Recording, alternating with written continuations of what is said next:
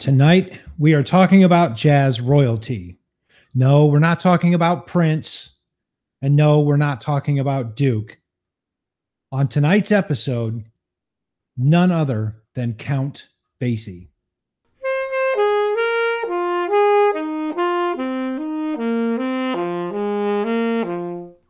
So, without further ado, I know that we have a special presentation tonight. You'll see a new face with us joining us tonight. That is Miss Lily. And we also got Dad back this week. So, welcome you two. Greetings. Thank you. Hi. Yeah. Hi. Welcome aboard. Thanks for joining us. It's great being here. Thank you. Yeah, absolutely. So, all right, we got a very special presentation tonight. Miss Lily is 99.9 of the reason why we do this, why we do what we do.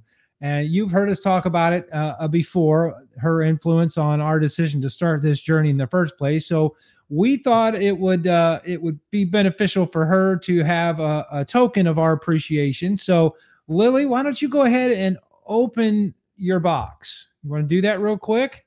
Yeah, I will. Ooh, this paper. Yeah, there's a lot of paper in there. Yeah, I would. The water bottle. It is. The Unconnoisseur logo on it. Oh, cool. Wow. You So you cool. picked out the color, right? You I picked did. out the color of the water bottle. What do you think of the logo? Do you like it? I do. I like the saxophone. Yeah. Get it in the screen a little bit better. It may come out of focus there. The There you- new engraver. Yes, this is from our new engraver, Missy from Black Road Engraving, and she did a banging job. Now, Lily, I will tell you, that is one of a kind. You've got a one of a kind. No one else in the world has a bottle like that. Very cool. And because our co-host of at least 5 episodes, I don't know how many exactly, but at least 5, he finally got his token of appreciation as well. So why don't you unveil your token of appreciation? I'd be more than happy to do that. It's so exciting to finally get this token of appreciation after 10 or 12 episodes. I said at least 5. Yes. Thank you. Thank you. And look here. Can you see that clearly? Michigan Blue. I don't think it's Michigan Blue. I would Hey, say it's that's more a like, drum on there. Mm-hmm. yes. Is that cool or what? Yeah, You know. yours is also one of a kind. No one else in the Yeah. world has a cup like that. So I know you got a lot of Yetis, but that one is truly one of a kind. So Yes. And I appreciate that it has the drum on it because there was a time when I was a masterful drummer. yeah, you and Art Blakey. In fact, your mama gets tired of me when I'm listening to music and I'm drumming on the table or the counter or something. She says, "Cut that out." I said, "No, I got rhythm. I got rhythm. I got to produce it. I got to give it out." So, but thank you. Yeah, awesome. Thank Awesome. So Lily, what do you think? You think you'll carry that water bottle to school? I think so. I like it.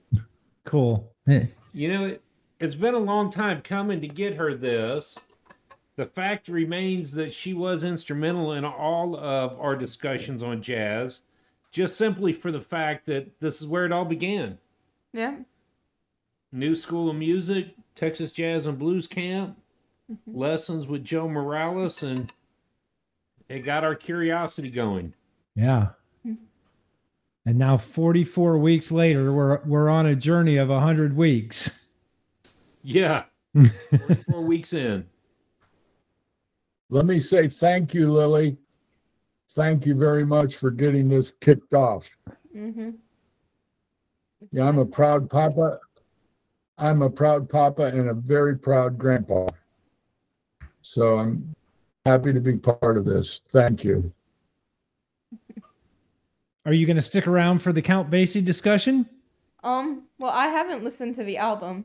So Oh, I can't okay. really add anything. I think that next week she will. We'll tell you about who's coming up next week, and maybe I'll just force it upon her to be part of the conversation. Stay tuned to the end of the program when we discuss who we're going to be listening to next week. Yeah, absolutely. It's cool. Goodbye. All right. Bye, sweetheart.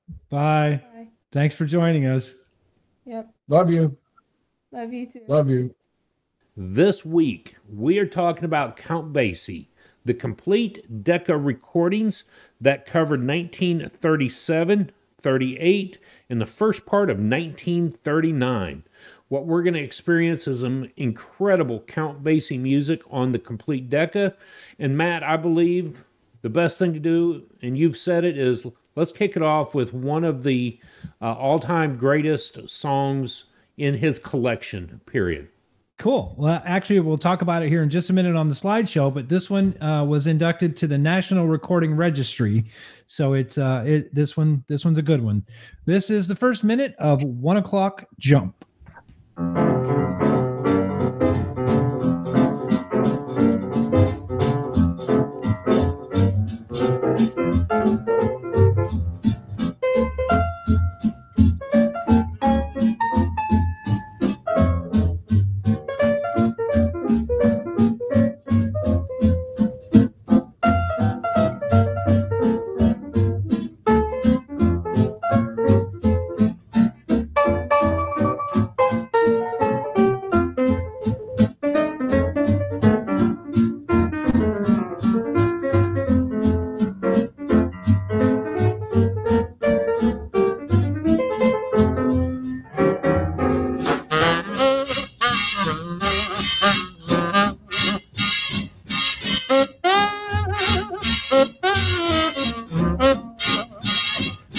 Oh man, I don't want to turn it off, but whew, what a piece.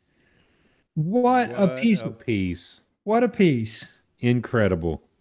Yeah, I like the word fantastic. It was just such a moving piece. I was trying. Oh yeah, okay. That would be Lester playing the sax Lester on Young. that. Yeah, Lester Young on there. And On that one. and I know that we'll probably talk about this a little bit. I'm just going to throw it out there. His greatest improv work, Lester Young's, took place in these 3 short years with Count Basie. From here on out, as a solo artist, he only continued to slam it through the roof. I mean, that was his introduction to the whole world right there. It was Lester Young. Yeah. Now, all right, let's take the fact that this is from 37, 38, and the first part of 39. So there are a lot of tracks on the album. And I know that we told you to listen to it last week. And believe it or not, I had to break it up in chunks this week just to be able to listen. This isn't one that you can just sit down and listen to in 35 or 40 minutes. This is 3 hours worth of music. So this is a big chunk of music to get through. But man, I'll tell you what, I was smiling the whole time that I was listening to Count this week, and just I don't know, you know, we kick ourselves for our big score, and I kick myself for my Jelly Roll Morton score, but the recording for me was a little different. It was a little more crisp and a little more clear, the actual recording of the music. So it didn't sound like the scratchy Big Spiderbeck record. No. It didn't. It moved me more than Jelly Roll Morton did, and Jelly Roll's a piano player from that same time era. But the recording for me was a lot crisper and a lot clearer. So Yes. maybe we'll talk about the recording of it here in just a minute. But I don't know. What did you think? What did you think, Dad? The recording, the way that it sounded, let alone just the music itself, but the way that the recording sounded from 37, 38, and 39. Yeah, I was very impressed at the way it came out, the way it was produced, but there was a naturalness to it. There was a flow to it. And I could recognize that it's early, like 35, 36, 37. So it had an older flavor to it, but yet it was clear enough without any static going on behind the scenes. So I was impressed. I was definitely impressed at the recording that as it came out. Yeah. Drew, what are your thoughts? It was crisp and clean. I mean, it really was. And it was the introduction in the late 20s, early 30s into electronic microphones. So you'd gotten away from that Bix and Hoagie Carmichael playing into a horn in the side of a wall into actually microphones like what we're using today. So it was clean. The thing that I noticed most is that the solos either all stepped up to the mic or they already knew that they were going to be soloing. So there isn't this, you turn your horn to get to the microphone and you hear it kick in and it slowly gets there. No, it was instantaneous. When you hear, whether it was like Idris Solomon or Lester Young going at it, they were on point at that time. A lot of I tried to put up on the screen how many different musicians played on this. Over the course of, I think I've got 18 recording sessions over those 3 years.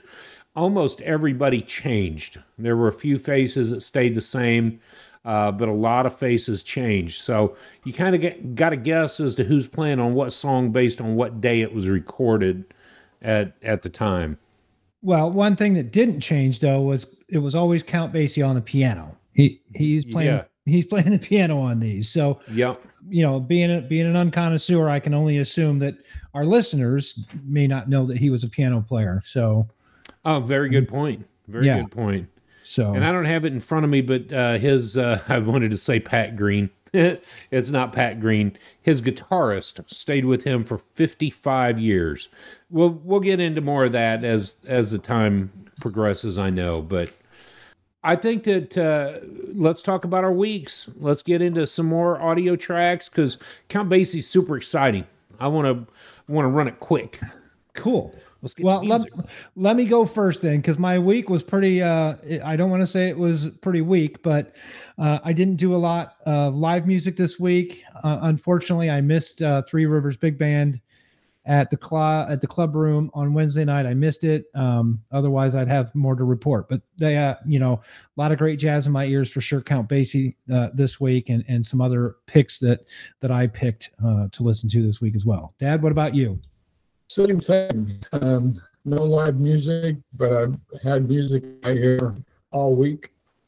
And when I'm on trying to listen to Count Basie, I might get one or two tracks, and then other artists come along. And so I've heard names like Johnny Hodges. Yeah. I heard some Bix. And so these other albums come up. Slim Gilead, and the lyrics on some of these songs are just wild and crazy. The one by Slim is 8, 9, and 10, and I there's no way I can repeat what 1, 2, 3, 4, 5, 6, 7 is all about. But then he goes into 8, 9, 10, and then he goes on from there. It's just radical to me. Yeah. Radical. I heard Tired Socks by an album of Jeep's Blues, and Fletcher Henderson, and of course Woody Herman.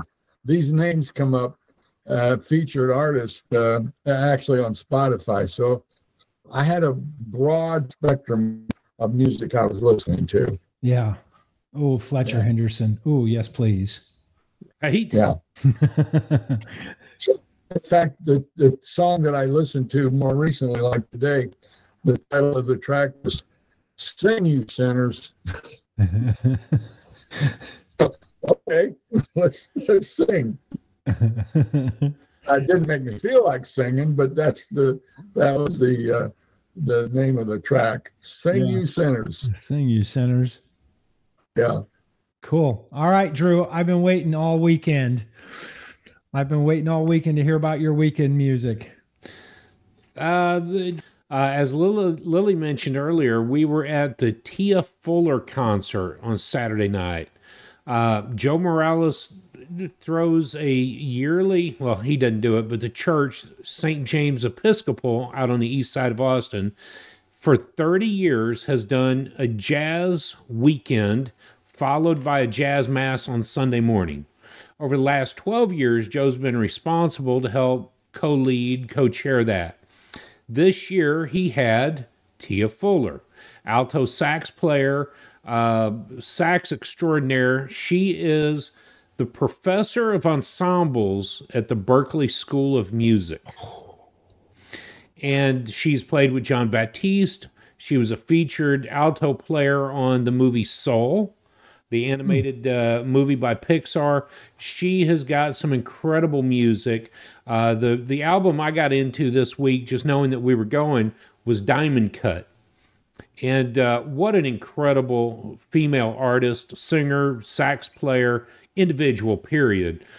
So we as a family got to do that Saturday night at St. James for the concert, and then turned around early morning and headed back over for the jazz mass, where the Reverend there does a great job with her sermons, and she weaves in the gospel message to what the jazz artists have used in the past. She used a Come Sunday Morning from Duke Ellington's repertoire, and of course then they played that.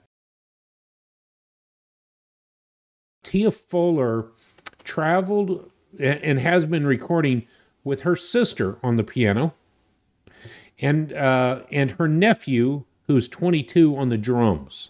Oh. And then their bass player is now a family friend. All four of them, just phenomenal musicians.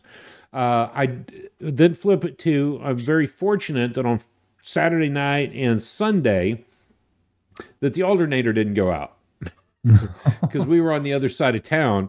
But we left for our jazz last night, and the alternator failed just minutes from the house. So I was able to turn around late last night, got the alternator out, put the new one in this morning, and we're back up and running. So, yeah, a little bit of fun time this weekend. That's been my recap. Awesome. And to answer a question you'd asked earlier before we recorded, Dad, how's my week been? Coal into diamonds. It's a tough process. Mm-hmm. So that's my week. And you did text me a picture that you got Tia's autograph. Yes, addressed to Lily, and we've got a photograph of her. Now, about right here in 2 seconds, I'm going to add a clip of Tia playing the soprano sax.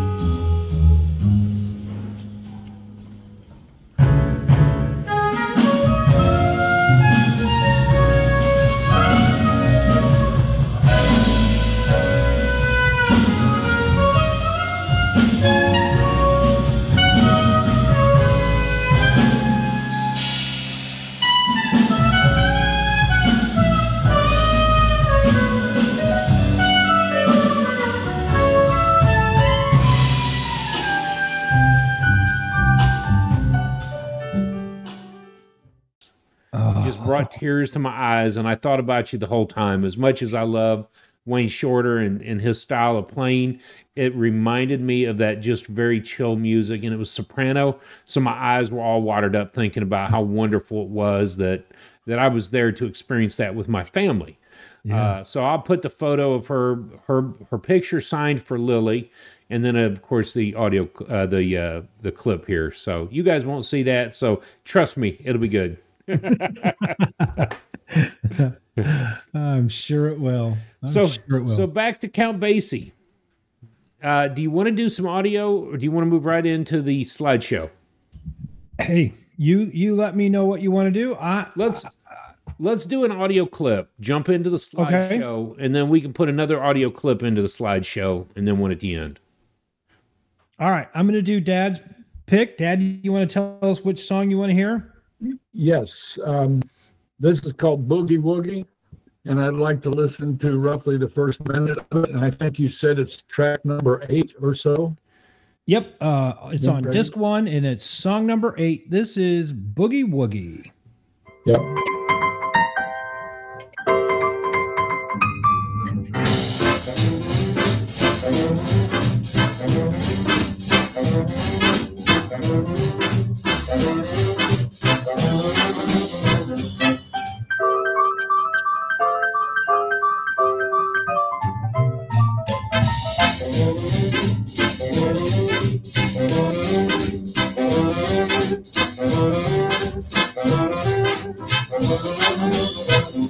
I may be wrong, but I won't be wrong always. And I may be wrong, but I won't be wrong always. You're gonna long for me, baby, one of these old rainy days. That's all right, baby, baby, that's all right for you. That's all right, baby, baby, that's all right for you. Now that I've been to you, baby, that's the way you do. You got ways like a devil. Wow. So What a clip. I think you can tell part of the reason I chose this. First of all, the piano. Second of all, the mix of the other artists and the vocal that takes you back to the mid to early days of jazz. And the lyrics, again, the lyrics just kind of, I'm not sure I've heard lyrics quite like the lyrics of this era. You know, you can correct me if I'm wrong, but these, on most of the tracks I've listened to, the lyrics just about, they stimulate you. You think, wow, these guys are talented. Well, and also to think that they're the tip of the spear. They're the ones that, you know, they don't have necessarily influences of who they listen to. So they've got to be creative right from the beginning instead of relying on what they've heard in the past and then create or move on from that. So yeah, like you said, just writing the lyrics to a song for them, you know, I don't know, it's creative, very, very creative. Mm-hmm. Yep. What do you think, Drew? Yep. Oh, I love the tune, and you're right, it is the spear. They were at the very forefront of jazz music and what jazz music was. And Count Basie in this group was at the forefront, really, of defining what a big band was, what it was like to have the riffs or solo in the middle of it, and comping. For him, we used that term, just 2 weeks ago, comping. Yeah. For him to fill in when he needed, and I'm going to talk more about his ability to play or not to play in a little bit, but it was the forefront of what we understand jazz to be, and of course, big band especially. And I could hear over this 2 years of recordings the subtle progression of what the music was going towards at that time with Count Basie. So, yeah, really cool. Yeah, I agree. Do I understand that Count Basie and his orchestra went into swing? Is that kind of a start to the orchestration of swing music? Is that, you read that? Yes. Okay. That's exactly what this was. Yeah. Swing and stomp. And Count Basie would have been considered the king of rhythm. If you can't dance to it, don't play it. I think that's one of the quotes that you have coming up, Matt. Mm-hmm. And I've seen that in every article, every documentary. If you cannot dance, it ain't worth playing. And so into this swing, into this rhythm, and into this swing and stomp. I want you to get up on the dance floor is what his rhythm was all about. Well, and okay, think about the time period. We're talking about 37 to 39.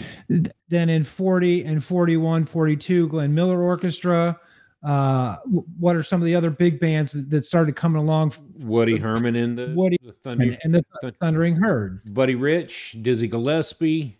Okay, so we're was already there. Moving into the swing era from the late 30s into the early 40s, and then Glenn Miller and those kind of bands hit for World War II. And you know, you can't watch a World War II movie without a big band dance scene. You know, in the movie, the officers are standing around drinking, you know, their drinks, planning what they're going to do next. So, yeah, Dad, you're absolutely right. Pre-swing, but you can feel the progression to get there to that real swinging big band feel. All right, cool. Let's do the slides. Let's do the slides. So, well, I said let's do the slides. However, I realized we may have a little bit of a glitch here, so I'll kick them off, Matt. Opening slide. As always, whatever you do, do it to jazz, even if it's changing the alternator in your car. This week, we're looking at Count Basie, the complete Decca recordings. Next slide is the actual album cover for the original Decca recordings, Count Basie, the complete Decca recordings. Of course, this is on Decca, if I haven't made that clear. 37, 38, and 39, these were a complete compilation of the songs recorded for Decca. This is an album that should not have been, based on a subtle miscommunication, aka lie. Dave Kapp actually told Basie that he was working with Basie's manager to sign this contract. So Decca ended up getting the 2.5 years with Count Basie and his crew. So that is the slide. Now, I know that you have these pictures for a reason. It did not get into the original, but this is typically what you think about with Count Basie. That top picture, always full of life, smiling and engaging. You hear stories, and I've read the Clark Terry talk about this in his autobiography. Count liked to sit up by the front of the crowd on the piano so that he could just walk off a stage and go mingle with people. As a people person, that's what I expect. That bottom left-hand corner picture really sums up Basie sitting there. His style of leading the group was so relaxed and chill that he kind of set the motion, the tempo, the rhythm, and then let them go from there. That bottom artwork, I'm not sure where you found that, Matt, but that is just such a colorful impression of Count Basie sitting at the piano playing through his tunes. So what a great piece of artwork. And Dad, we'll roll it over to you as we get into jazz lingo and get into where you can find this record. So without further ado, take it away, Dad. This album can be seen or heard from iTunes. I listen to it on Spotify, YouTube. It's out in LP and CD. And the quote down here at the bottom of the slide, if you play a tune and a person don't tap their feet, don't play the flute. That's pretty plain and simple. In other words, you got to get up and move, right? If the crowd's not having fun, the band's not having fun, yeah, stop the tune, play something the crowd's going to dance to. Yep. Stop the tune. Yep. Right.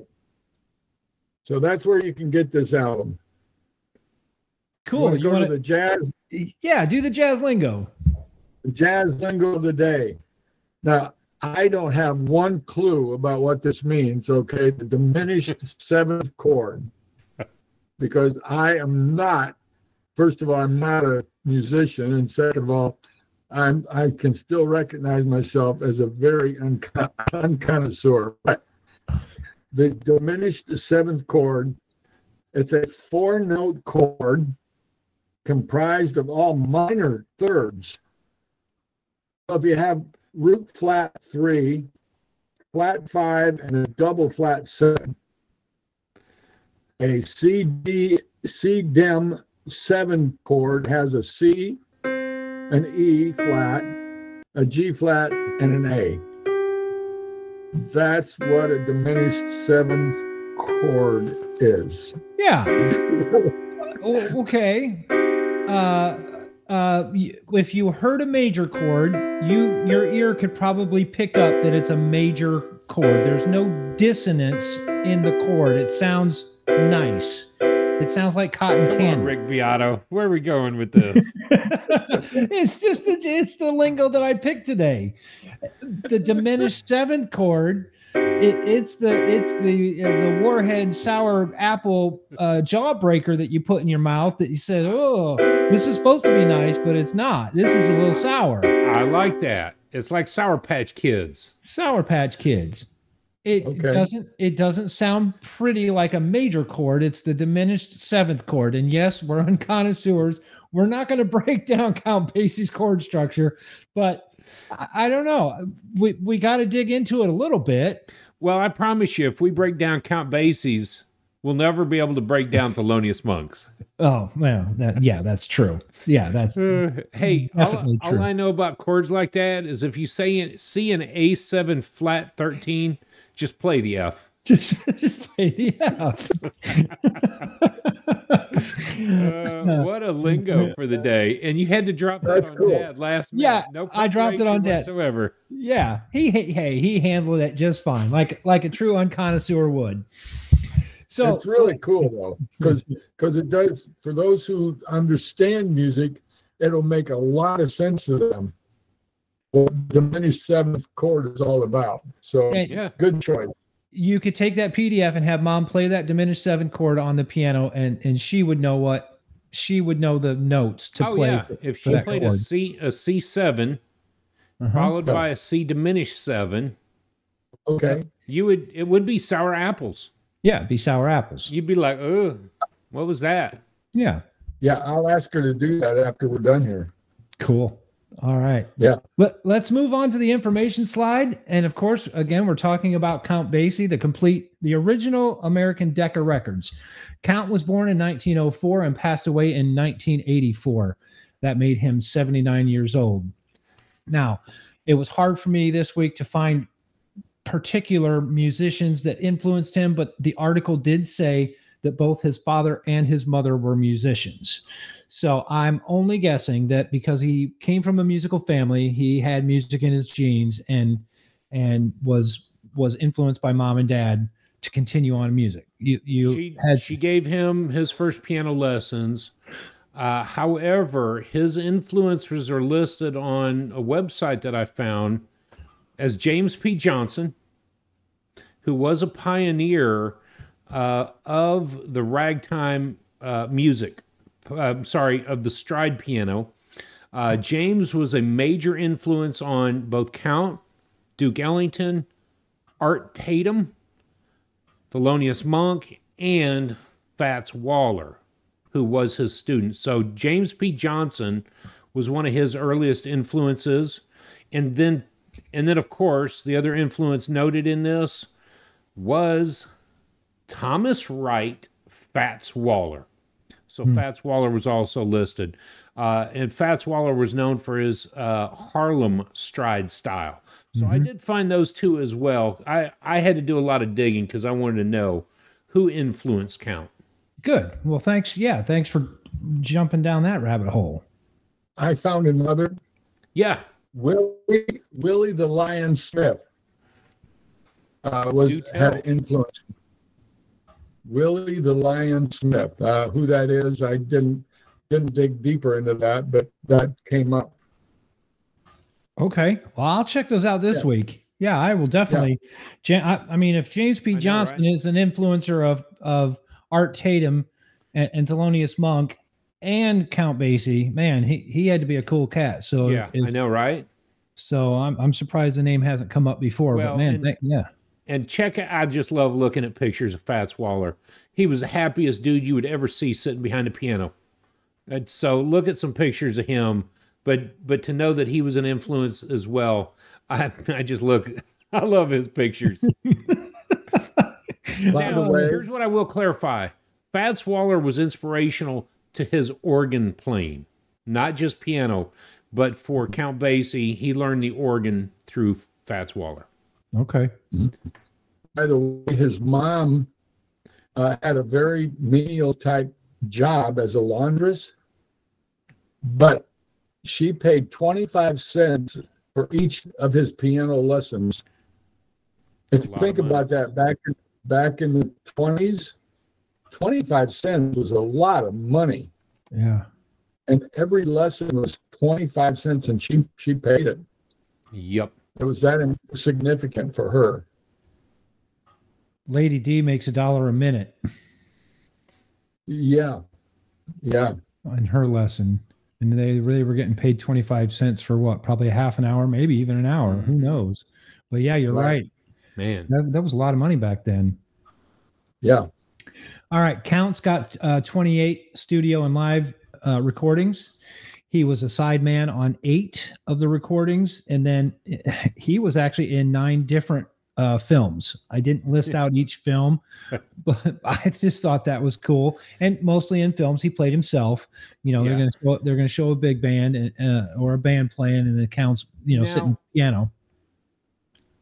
I wanted to notate something here. The question that I ran into with Basie's albums that you had listed on the slideshow, I show 37 on Wikipedia, both live and studio recordings, as Count Basie. In the Count Basie Orchestra, in 1937 and 39, this one album, 39 to 50 was 14. The 1950s, he recorded 31, 1960s, 48, and then the Pablo years, which is a Pablo recording, 22 albums.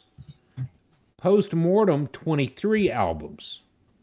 So Count Basie Orchestra has a discography of its own, and then Count Basie only is 30. I showed 35, and so I wasn't sure where the lines might have gotten crossed in that, but I was watching the fight Friday night while I was doing the slideshow. Were you able to watch that?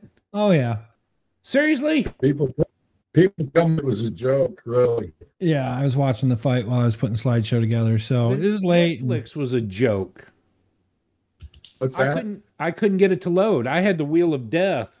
We signed on about half an hour before the actual thing even started. So we were watching Netflix at 7:30, and then everything started or kicked off at 8 o'clock. So I don't know, maybe. Anyways, yeah. So it was a joke. So maybe my count was off. Sorry about that. You typed in one thing, read another. Read another. Yeah. Yeah. But it was of note to me that Count by himself, and then of course Count Basie Orchestra. Well, and we can talk about the orchestra here in just a minute, because Dad and I saw them 2 weeks ago. So I don't love you anymore.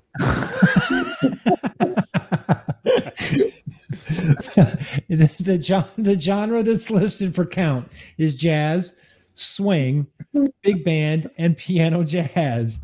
I'm not looking at you. I'm reading the slideshow. So whatever you're doing. Jazz, swing, big band, and piano jazz for Count Basie. Now, we could go on for days about what he's known for. So I just picked some of the top stuff that I found interesting. Musician, composer, and band leader. Okay. He's known for those 3 things. He's a great musician. He's a great composer, and he's an amazing band leader. 9 Grammy wins. I didn't bother to list out the albums on the slideshow. 4 Grammy Hall of Fame awards. So we're not just talking about a Grammy win. This is Grammy Hall of Fame. And then, of course, the clip that we played at the beginning of the show is in the National Recording Registry for 1 O'Clock Jump. So, I mean, we could go on for days and days with accolades for Count Basie. The 6 degrees for me this week. Again, I was watching the fight while I was putting the slideshow together. But Count Basie played with Dizzy Gillespie, and of course Dizzy played with Miles. Now, I will tell you, that album is phenomenal. That album is phenomenal. Dizzy and Count Basie. Dizzy and Count. Yeah. It's called The Gifted Ones, and I had more fun listening to that album, and I probably went through that album 4 or 5 times alone on Saturday because I thought, oh, I'm going to talk about it on the slideshow. I better at least listen to. I couldn't turn it off. That's how good it. Wow. That's how good it was. It's called The Gifted Ones, Count Basie and Dizzy Gillespie. So yeah, he plays with Dizzy, and then of course Dizzy plays with Miles. Well, let's move on to today. Yes, I do want to answer the question. Did I find something different? Thanks for asking, Matt. I would love to talk about that. Dad, did you look? Did you look into Sixth Degree? No, I did not. Okay, good. I got one for you. Dad's answer is yes, I did. Eddie Lockjaw Davis played with Miles Davis in 1951, and Eddie Lockjaw Davis was a tenor player in some of Count Basie's earliest stuff, like these records. So Lockjaw Davis was one of them. And then I'm going to answer that question. Why, yes, I did find that Clark Terry was part of the earliest groups of Count Basie, 1948 to 51.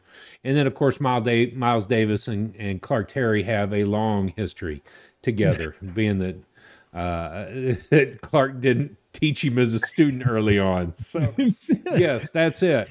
CT, baby. Sarah Vaughn. And here's what I wanted to ask. Y'all dig into this one. Can we count a direct connection between Count and Miles? Because they shared in the 1950s Birdland. Miles Davis's Nonette opened for Count Basie for, I think it was like 5 or 6 months. I'm guessing at some point in time they ran into each other on the stage playing. So I could almost say direct connect from Birdland in the 50s. Okay. Maybe. All right. I'll give it to you. Yeah, I'll give it to you. It's far reaching, but they were on the same stage, and Miles always opened for Count Basie. And whether he stayed up on stage to play the first number with Count or not, we would never know. So yeah, You're right. You're right. I'll give it to you. That's a good catch. It's reaching. CT for me, man, I didn't know Clark Terry. I didn't think about Clark Terry while I was putting slideshow together. So yeah. Yeah. You were watching the fight. Yeah, I was watching the fight. I was frustrated at Netflix. All right. So today in jazz history. Today in jazz history, November the 27th. One of our favorite band leaders and composers, Maria Schneider, was born in 1960. So happy birthday, Miss Schneider. Pianist Jackie Terrasson was born in 1966 in Berlin. Now we know what Maria Schneider is and who she is. I've never heard of Jackie Terrasson, so this week is my goal to pull some piano playing by Jackie Terrasson. One final quote by Count Basie: "If you find a note that sounds right tonight, play that same note every damn night." Play it every night, because if it's working tonight, it's probably going to work tomorrow. I bet it will. I bet it will. So that's the slideshow. Thanks for letting me do that and correcting my mistakes. You were busy. I wouldn't call them mistakes. This is part of that journey. What are we going to learn along the way? And we've learned something. Yeah, we have. Yes, we have. James P. Johnson needs to be studied, and Fats Waller needs to be looked at. By the way, speaking of jazz artists, last Tuesday, that would be 11/12, Roy Haynes died at 99, and he was a jazz drummer. 99 years old, and I would imagine he played all of his life, up until perhaps even the last month or so of his life. So just another bit of history. Who was that? What was the name? Roy Haynes. Oh, Roy Haynes. Okay. Haynes, Roy Haynes.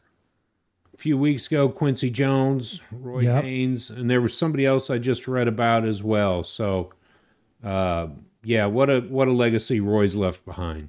Yeah, David Sanborn earlier this year. Yep.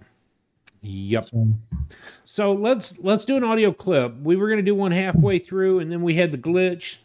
So let's do an audio clip. Matt, what was yours? okay, mine is off of disc 2, song number 7, and it is "Mama Don't Want No Peas and Rice and Coconut Oil." So I'm just going to play the first minute of that song.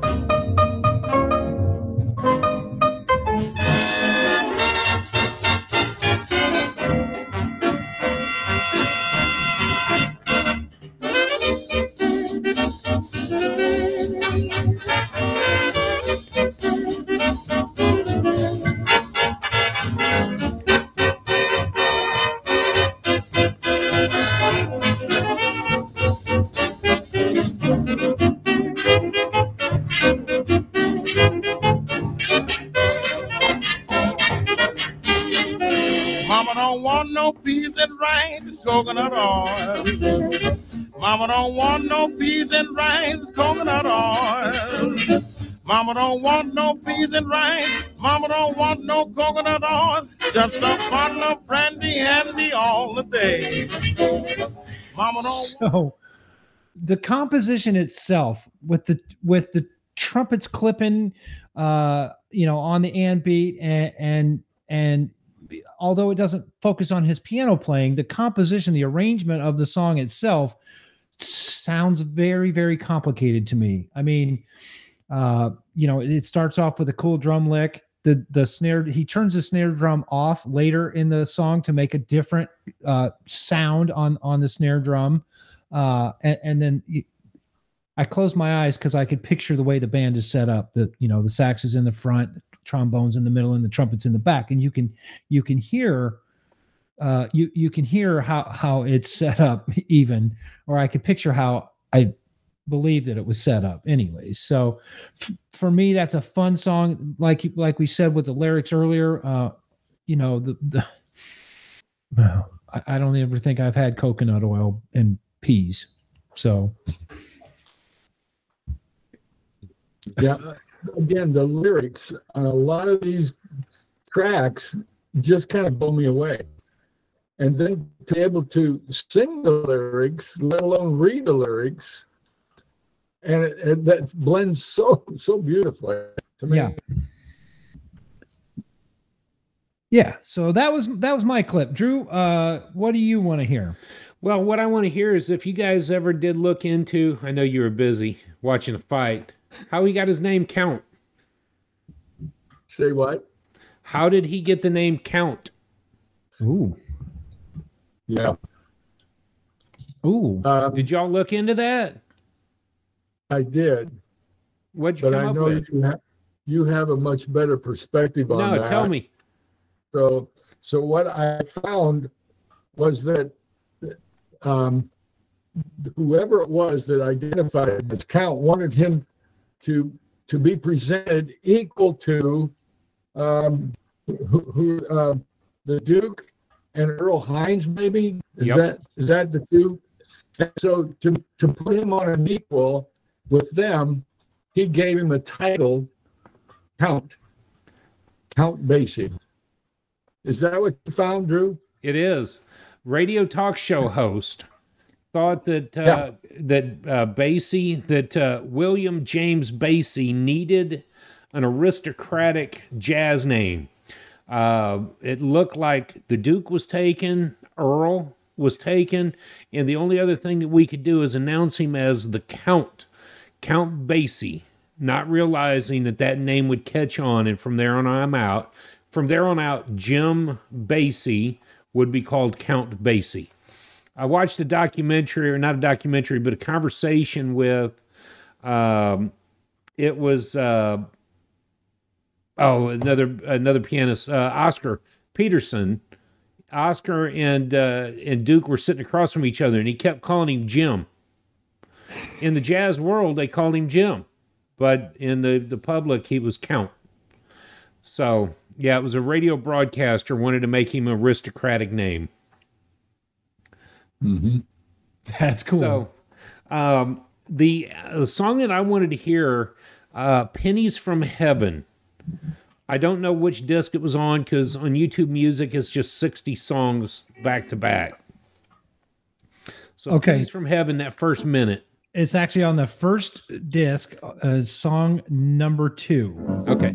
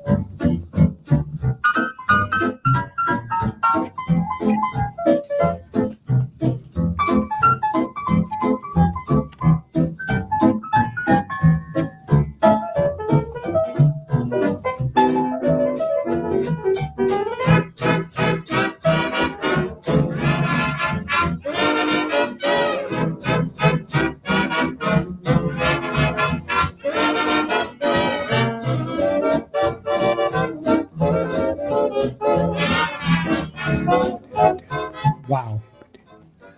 Shazam. Wow. What I love most about that is you hear the stride piano at the very beginning, and then when his real rhythm section kicks in, he just disappears. And when he does, he plays a particular note at a particular time.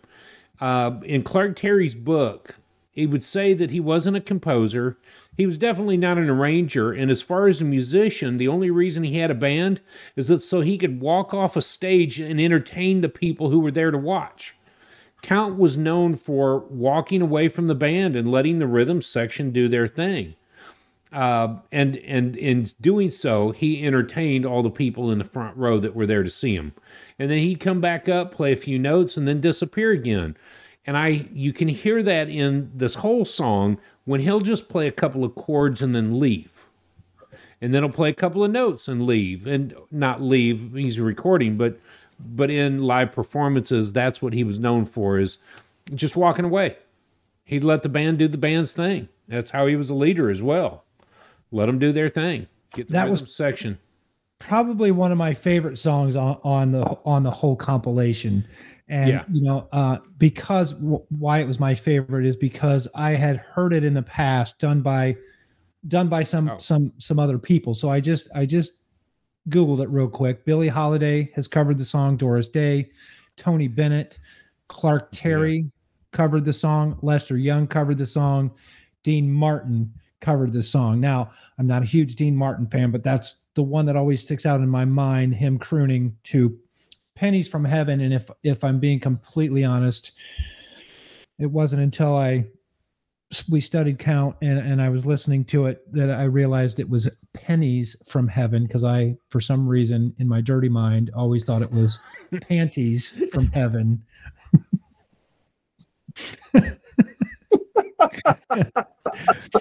every time it rains, it's Panties from Heaven. So I had to turn my microphone off for that one. no, it's pennies, nickels, We don't go there. pennies, nickels, and dimes from heaven. So I'm not going to ask, well, is there a particular female artist that you were thinking about when you thought about? No, because I'm not a Doris Day fan per se. I'm Billie Holiday. She covered the song, but I don't know. It's just my dirty mind. Well, I think what's funny about it though is if you listen to the lyrics from the 20s blues and 30s blues, is it very well could have been something like that. And it wouldn't have surprised you to hear a song like that. Right. So I guess I'm laughing at you as much as I'm laughing with you, because I can almost hear that now. It'll forever be in my mind when I hear that song. Thanks, Matt. Sure. Glad I could help. So, can you recommend another song that we can get that would get us away from that? That's awesome. That is awesome. Yeah. Now, Do you mind if I Do you mind if I interject a quote that somebody gave to one of his band members? Okay, maybe you saw this, but one of his band members put it like this: "Count don't do nothing, but it sure sounds good."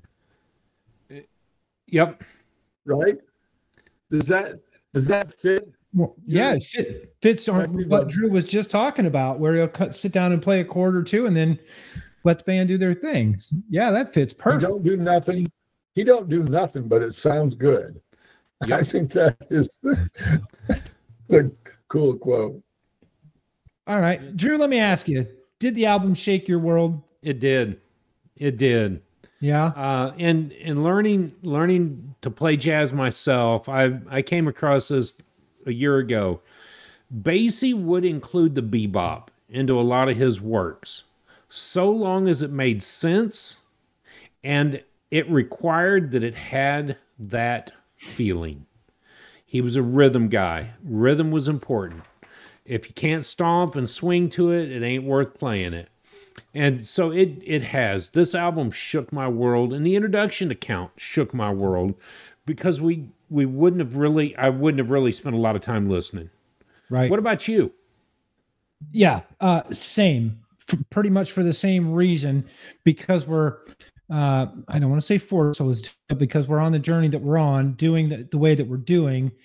I had the opportunity to experience Count in a different way than I have experienced him before. So Yeah. listening to the complete original Decca recordings gave me a better understanding, a better appreciation of who he was. Yeah. I'm sure that I had played some of his arrangements, when I was in the Army, as far as jazz goes, but doing it the way that we're doing, yes, it shook my world, and it gave me a great appreciation for Count. Dad, how about you? Did it shake your world? Very much. I would say it took me back, because I'm several years older, it took me back to some of the other original kind of big band sounds. The creativity, the orchestration, just rocked my world, and I listened to it over and over again, and like I listening to some of the tracks led me to some of the other big band orchestras that would be similar time frame, and so I have a greater appreciation. And of course, Drew, we had an opportunity to hear. What? You're you breaking wanna hear up. me? I'm sorry. I can't hear you. I can't hear you. It was super fantastic to hear. They've been playing for 89 years. Yep, 89. One of the things I read is that he had they called it a New Testament, an old style, an old Count Basie, and then a New Testament, because there was a split there for a couple of years where he kind of withdrew, or he wasn't playing, or something, and so now he come out with this new band. I think Well, there was the reincarnation in the 50s. In 48 to 51, Clark Terry was with him, but in 51, he had to shut it down. He was gambling on the ponies and lost a lot of his money, and so the money behind him said, "You're done." So he went to a small group band in 1951, had a very small group that traveled with him, and then that reincarnation came back 2 years later as the big band when his funds were high again. so. His first band was called the Barons of Rhythm. Is that right? That was his 1930s group, yes. 1930, I think it was 1930. The Barons of Rhythm, it was a group from 1920 to 1928, also known as Walter Page's Blue Devils. And then when Benny Moten died, who had been leading that band in 35, Basie formed the Baron of Rhythm group. That was where he started playing with Jimmy Rushing and Lester Young out in Kansas City. And then he became the Count after that. So roughly the mid 30s is when it became Count Basie and Count Basie Orchestra. Can I ask another question? Yeah. Or suggest a lot of the pieces that I listened to, there was a lot of clarinet. If I can identify the particular instrument, are clarinets that popular in jazz anymore? Because it seemed like almost every piece had, if not a solo, it was highlighted in one way or another with clarinets. Matt? No, actually, probably starting in the big band area in the 40s, the clarinet went by the wayside for the sax section. You know, in the of course in the mid 20s, late 20s, and probably all through the 30s, the clarinet was a prominent piece of jazz. But yeah, I would say I can't picture a Glenn Miller orchestra highlighting a clarinet player. Now there might have been a saxophone. Well, it wasn't Glenn Miller, but Benny Goodman was clarinet. Well, yeah. So yes, he always had that sound, but it really isn't as popular today as it was in the 20s and 30s. Right. And it really lost it due to the tenor and the alto sax. The tenor had a much mellower woodwind sound, and you could get away with that. And then the alto was the big part of that scene during that time as well. So you could use the alto in place of the clarinet. Yeah. So that's one thing that stuck out to me. The clarinet came through, and I liked it. Well, It's wait a till loud we instrument.